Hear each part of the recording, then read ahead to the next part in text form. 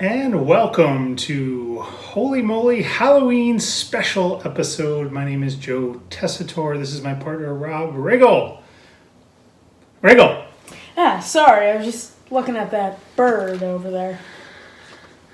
Anywho, we're here today to talk about the ranking of all the Holey Moley holes from season number 2.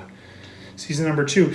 The fans voted on the rating of holes, but they were dead wrong on many of them, weren't they, Riggle? Of course. They only rated Volcano number 4. Ridiculous. So we're going to go through and do our own rating for you as a special Halloween episode.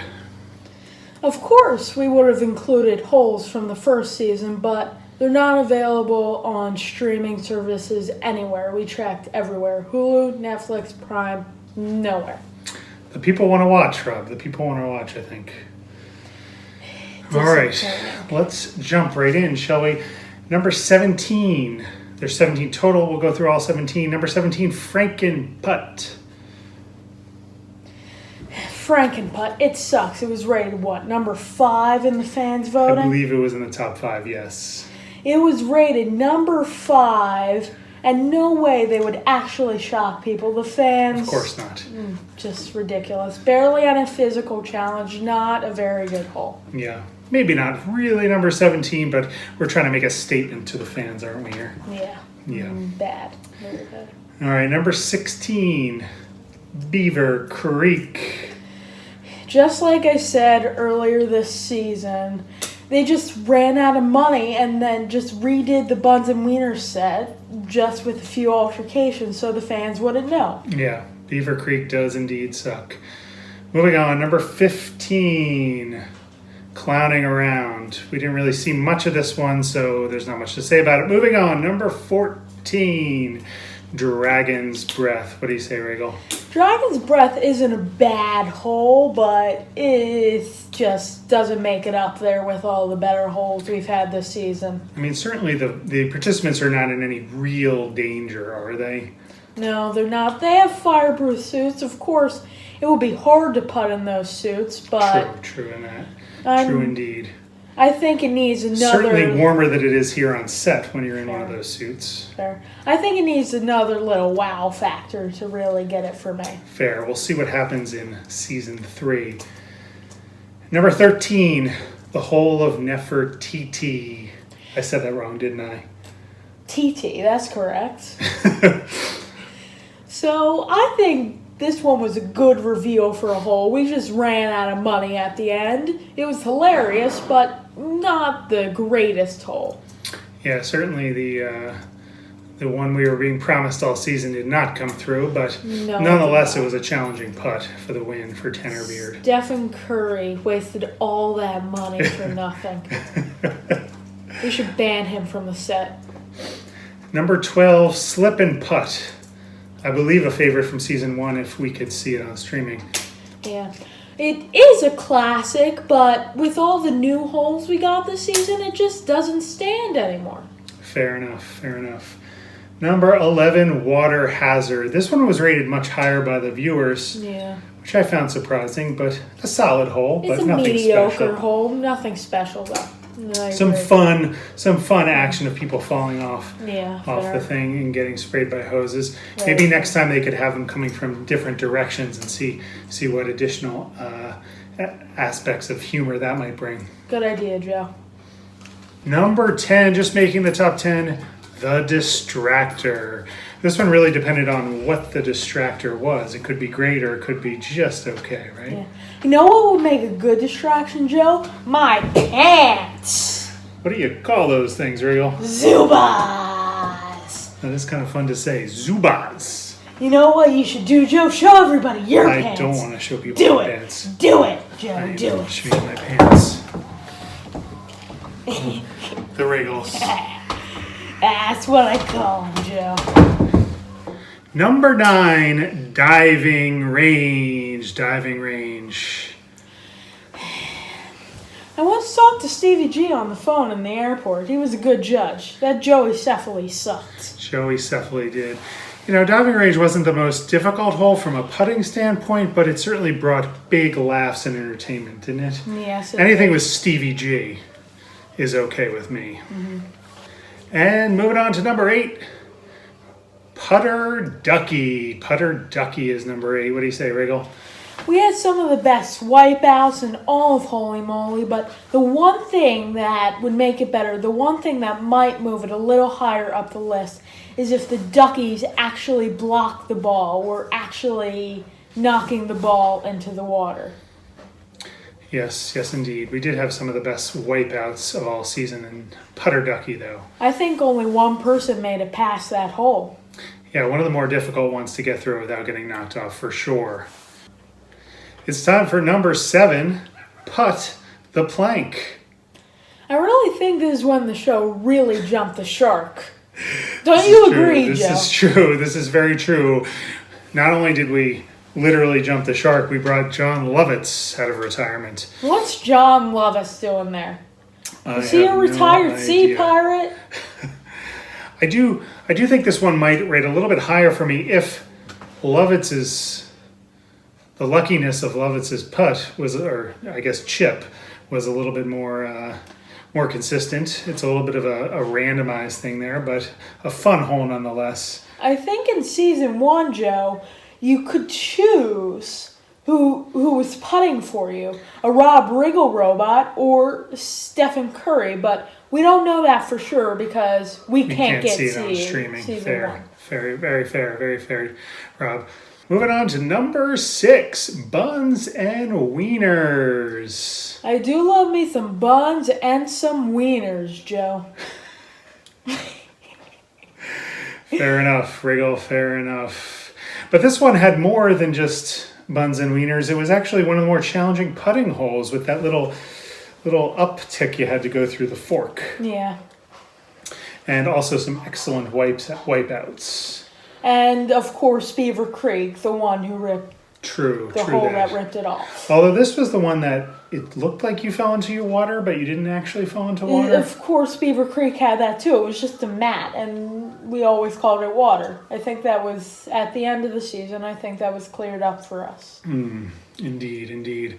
Another place where too much money was probably spent on Stephen Curry's Tomb of Nefertiti. I definitely think so.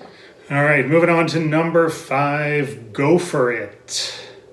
Well, I know this is one of Joe's favorite holes.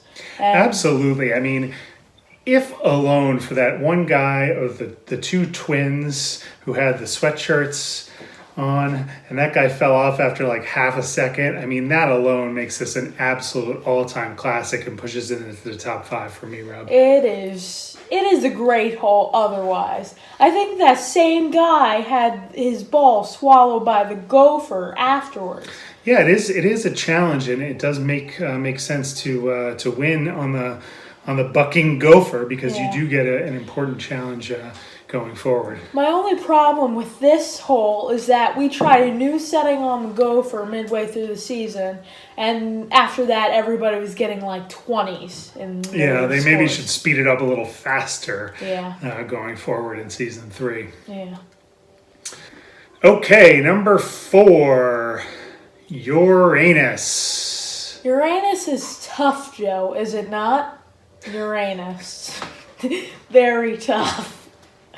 We saw a lot of fun stuff on Uranus. Balls getting stuck up in Uranus. A lot of aces on Uranus. It was a great hole, but the one thing that I say that might move it up the list is the physical challenge. Yeah, the physical challenge was not the best. Uranus really should have the toughest physical challenge, should it not? Very fair. But it always brought big laughs and was a lot of fun, and that's why it's certainly a top 5 hole, but we rated it a little bit lower than the audience for the reasons that you just stated. Uranus, Joe.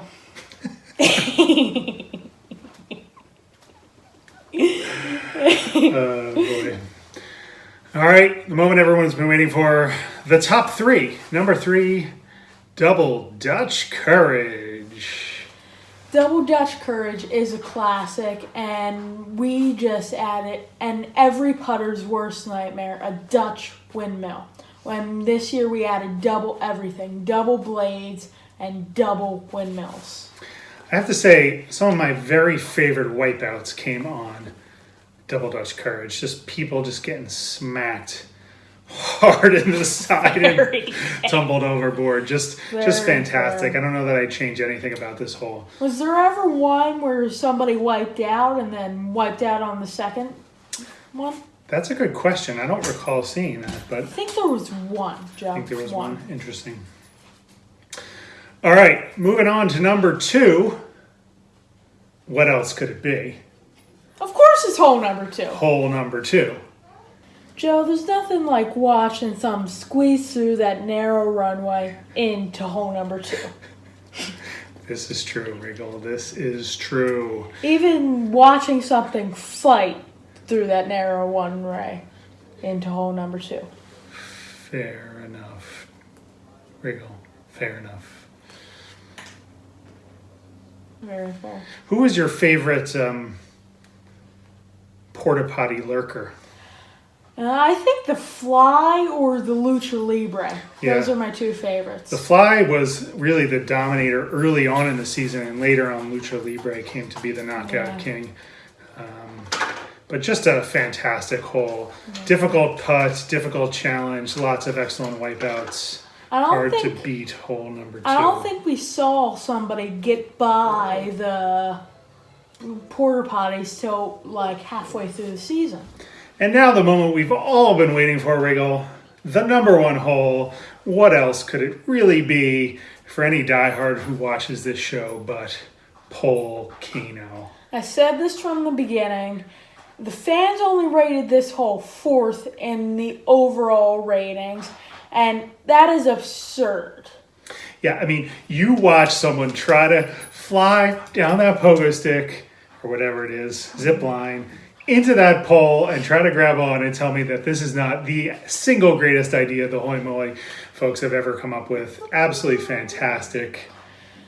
I don't know what they're going to come up with next year. Is the whole pole going to be spinning, Joe? I honestly don't think they should change a thing about this. The grabbing to the pole, the thing where if you go back, it shoots you back at it again. I mean, those are 2 great additions this year. I wouldn't change a thing about this.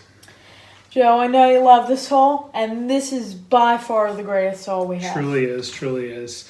The fans picked, I believe, Uranus for the final, and that's totally fine. That's a great hole too, but there's no way there's 3 holes better than Polcano. Just flat out silly. I would agree.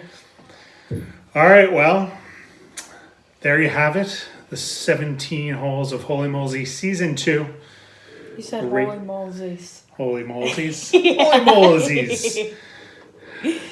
It's been a long year, Riggle, but we'll be back for Season 3, and maybe they'll put Season 1 on streaming, and we can rate those holes next. Maybe. Let us know.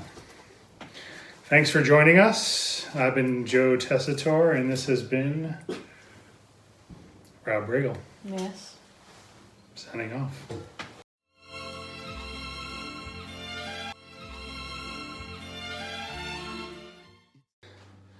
We're having a little technical difficulty here.